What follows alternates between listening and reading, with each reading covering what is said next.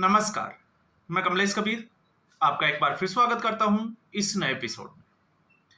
आज के इस एपिसोड में हम बात करेंगे बिहार में राहुल गांधी और तेजस्वी यादव की वोटर अधिकार यात्रा से जुड़ी हुई। इसके अलावा बिहार में अब भारतीय जनता पार्टी भी जो है वो चुनावी मैदान में आ चुकी है और साथ ही कुछ यूट्यूबर्स के ऊपर जिस तरीके से एफआईआर दर्ज हो रही है और उसके बाद में एक नैरेटिव तैयार करने की कोशिश की जा रही है। तो सबसे पहले हम बात करेंगे बिहार में वोटर अधिकार यात्रा। वोटर अधिकार यात्रा पूर्णिया पहुंची।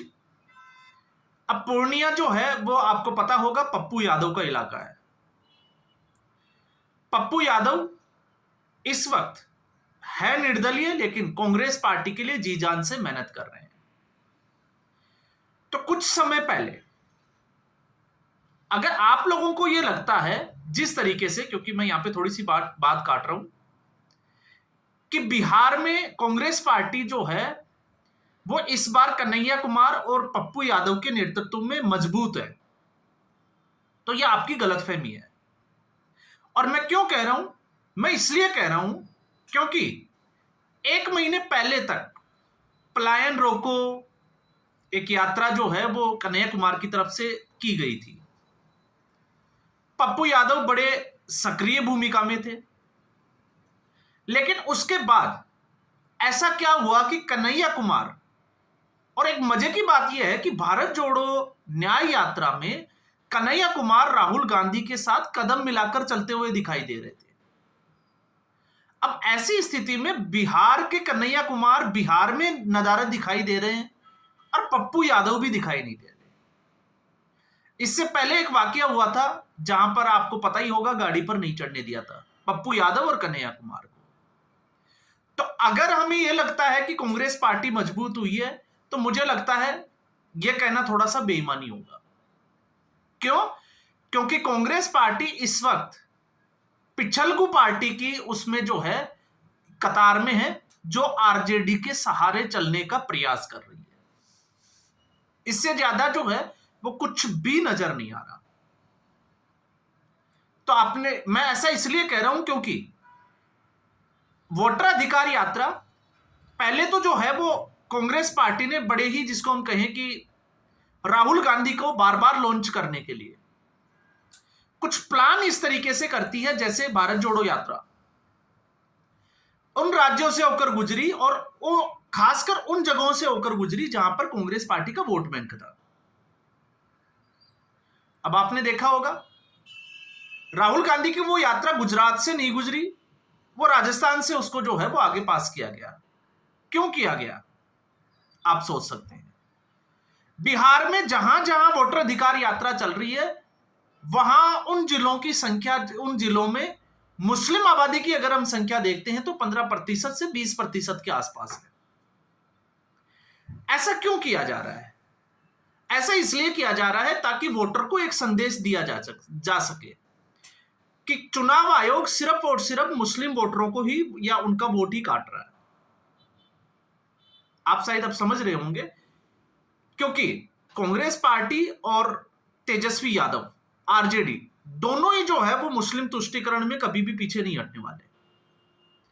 और दूसरा जो है वो संकेत सबसे बड़ा, क्योंकि मुस्लिम आबादी का अगर आप वोटिंग पैटर्न देखोगे तो यह आबादी उसी को वोट करना पसंद करती है जो भारतीय जनता पार्टी के सामने चैलेंजर की भूमिका में हो।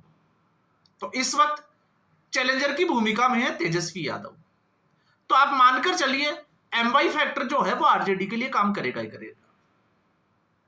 अब लालू यादव और तेजस्वी यादव तो मैं नहीं कहूंगा, लालू यादव अपनी शर्तों के ऊपर राहुल गांधी को नचा रहे हैं। और मैं इसलिए कह रहा हूं क्योंकि जब ये यात्रा पूर्णिया पहुंची तो पूर्णिया में जो मंच जो था उसके ऊपर कौन लोग थे? राहुल गांधी, तेजस्वी यादव, मुकेश सहनी और दीपांकर भट्टाचार्य।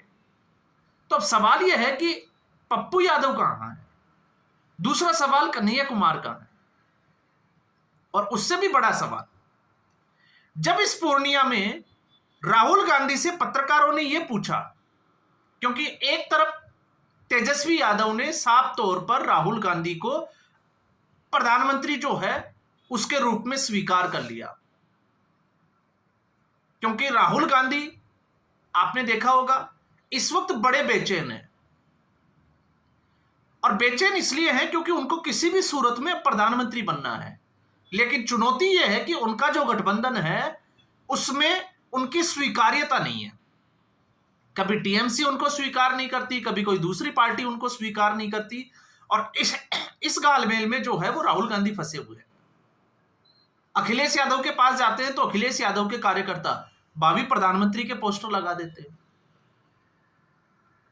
तो राहुल गांधी से जब यह पूछा गया कि क्या इस गठबंधन का मुख्यमंत्री तेजस्वी यादव होगा, तो उन्होंने जो है वो इस सवाल के जवाब में बात को, या हम कहें कि सवाल को घुमाना ही उचित समझा और उन्होंने बात की वोट चोरी की। अब जब हम वोट चोरी पे आ जाते हैं तो इसका मतलब ये एक चीज जो है वो कहीं भी राहुल गांधी इस वक्त क्लियर नहीं है कि वो तेजस्वी यादव को मुख्यमंत्री के रूप में देखना चाहते हैं। और अभी जो है वो वोटर अधिकार यात्रा चल रही है।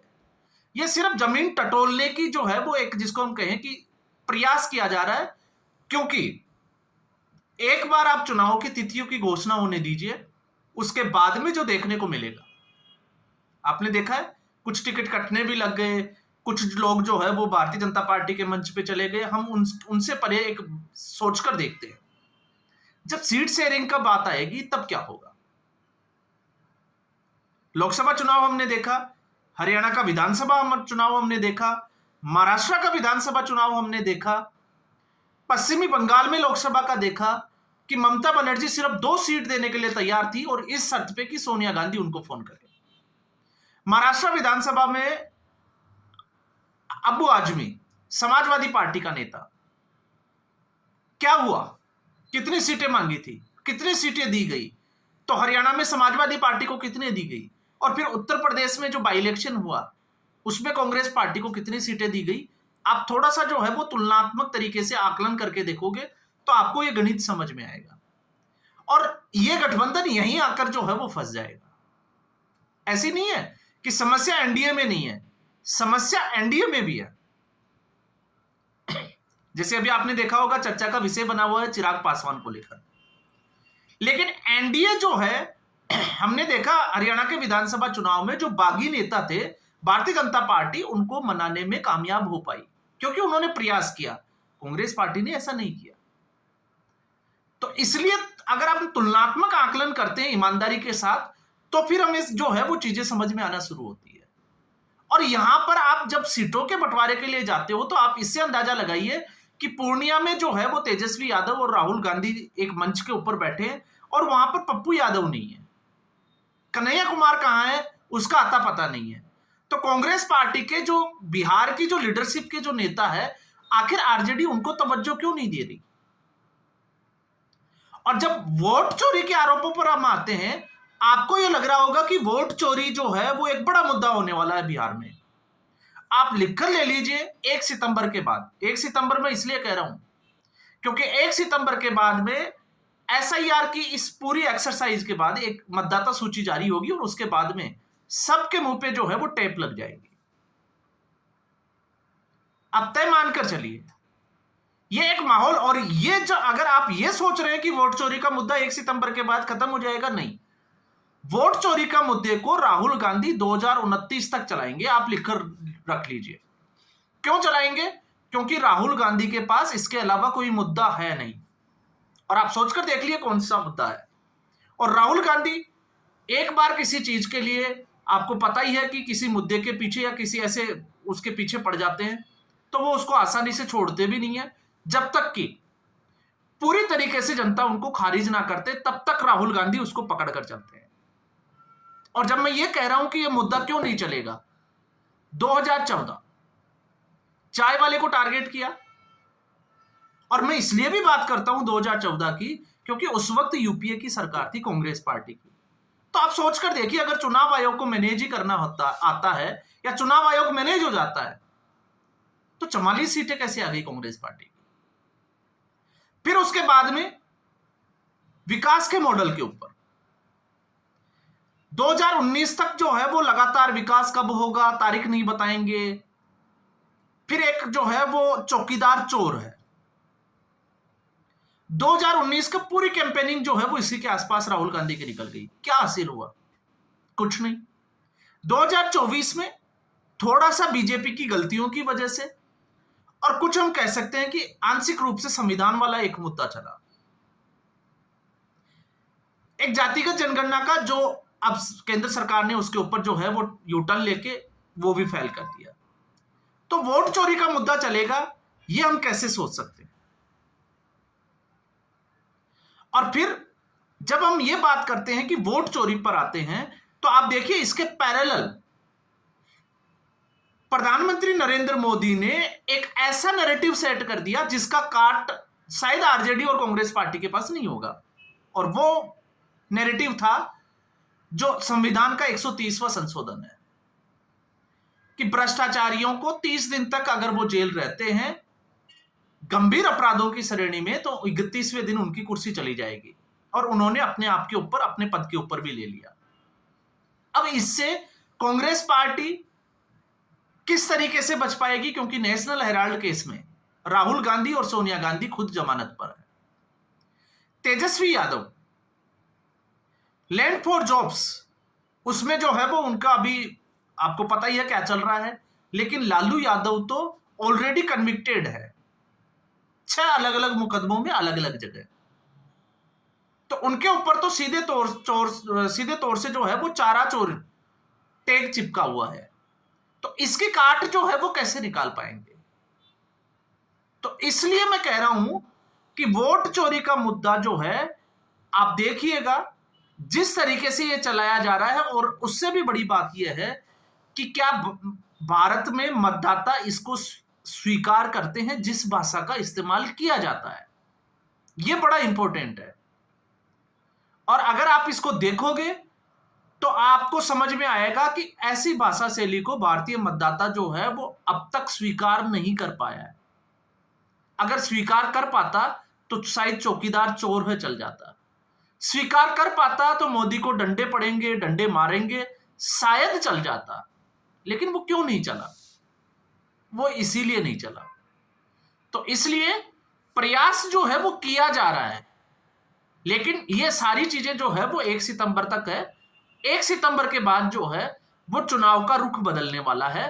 और फिर उसके बाद में आप देखिएगा मुद्दों में भी बदलाव आएगा। दूसरा हम बात करते हैं मीडिया की। तो जिस तरीके से मीडिया को लेकर इसलिए बात करना जरूरी हो जाता है क्योंकि आजकल कई यूट्यूबर्स जो है वो अलग अलग तरीके से निशाने पर है। अब ऐसी स्थिति में एक लॉबी है पूरी वामपंथी पत्रकारों की या सोच रखने वाले पत्रकारों के, जो जिस तरीके से वो काम करती है और जिस लहजे में वो काम करती है, उनको लगता है कि उनके जैसे पत्रकार और वो जिस तरीके से जो है वो आकलन रखते हैं बस वही सत्य है, बाकी सब कुछ असत्य है। इसलिए मैं ये इसलिए कह रहा हूं क्योंकि गुवाहाटी क्राइम ब्रांच ने अभिसार शर्मा के खिलाफ जो है वो दो केस हुए हैं। आरोप जो है वो बड़े गंभीर है क्योंकि अभिसार शर्मा ने सीधे तौर से सरकार को ये सांप्रदायिक बता दिया और कुछ इस तरीके के स्टेटमेंट दिए हैं। दूसरा करण थापर जो द वायर वाले हैं, जहां पे आपको पता होगा कपिल सिब्बल भी एंकर बन गए थे, उनको भी पूछताछ के लिए बुलाया है। तो अभी जो है वो किसी ने शिकायत की तो पूछताछ के लिए बुलाया जाएगा, जेल में नहीं डाला गया है।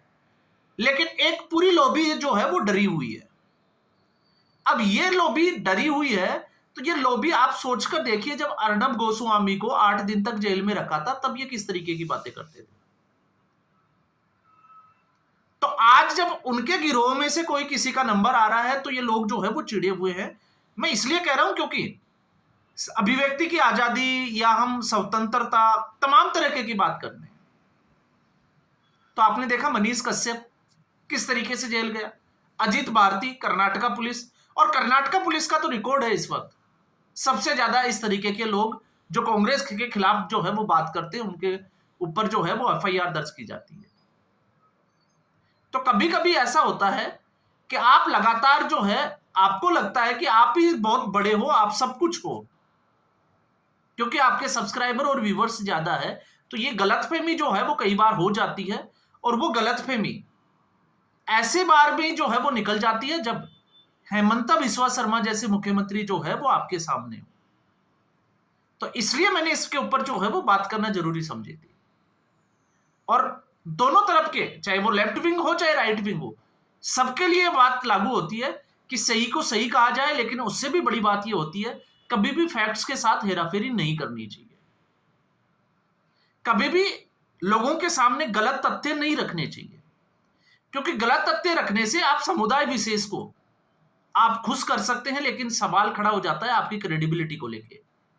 क्योंकि अगर ऐसा हो पाता तो आप सोचकर देखिए, करोड़ों सब्सक्राइबर होने के बाद में भी आप मतदाताओं को इन्फ्लुएंस क्यों नहीं कर पाते? आप रात दिन जिसका गीत गा रहे हो राहुल गांधी का, आखिर वो चुनाव दर चुनाव क्यों हारता जा रहा है? कभी इसके ऊपर बैठकर अगर आप सोचोगे तो आपको आइडिया लगेगा कि कहने और सुनने में जो मोदी विरोध के लोग हैं उनको अच्छा लगता है, वो आपकी बातें बार बार सुनते हैं, लेकिन धरातल पे वो काम नहीं करती है। इसीलिए मैंने जो है वो इसको राहुल गांधी के वोट चोरी के आरोपों से भी जोड़ा है कि आप बार बार आरोप तो लगाते हो, लेकिन धरातल पे उन आरोपों का क्या होगा? क्या जनता उसको स्वीकार करेगी या करती है? ये बड़ा इंपॉर्टेंट है। तो इस एपिसोड में फिलहाल इतना ही। उम्मीद करूंगा वीडियो एपिसोड आपको पसंद आया होगा। वीडियो को लाइक करें, शेयर करें, चैनल जरूर सब्सक्राइब करें। धन्यवाद।